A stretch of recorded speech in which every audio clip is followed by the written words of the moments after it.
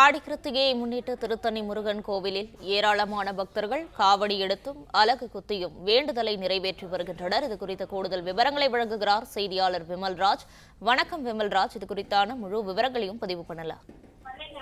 வணக்கம் மேடம். திருவள்ளூர் மாவட்டம் திருத்தணி 6 படை வீடான 5ஆம் படை வீடு திகழும் திருத்தணி அருள்மிகு சுப்பிரமணிய சாமி திருக்கோயில் கிருத்திகை என்பதால் இன்னைக்கு ஏராளமான பக்தர்கள் வெளி மாநிலங்களிலிருந்து உள் மாநிலம் வரையும் முருகப்பெருமானுக்கு தரிசனம் செய்ய திருக்கோயிலில் உள்ள முருகப்பெருமானின் வழிபட்டு திருக்குளத்தில் குளித்து நீராடை விட்டு அதன் பிறகு முருகன் மலை கோவிலுக்கு படி வழியா சரவண கோயிலில் குளித்து விட்டு அதன் பிறகு மேலே அரோகரா அரோகரா கோஷமிட்டு கோயிலை சுற்றி கோயில் முழுவதும் பூ அலங்காரம் போன்ற அலங்காரம் செய்யப்பட்டுள்ளது. இதனால் போலீஸ் காவலுக்கு 1000க்கும் மேற்பட்ட போலீசார் குவிக்கப்பட்டுள்ளது.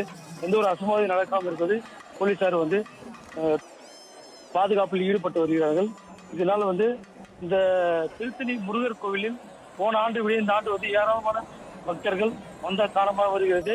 இதனால் இந்த பகுதியில் சாலை போக்குவரத்தெல்லாம் சரி செய்யப்பட்டுள்ளது. காவல்துறை விவரங்களுக்கு நன்றி விமல்ராஜ்.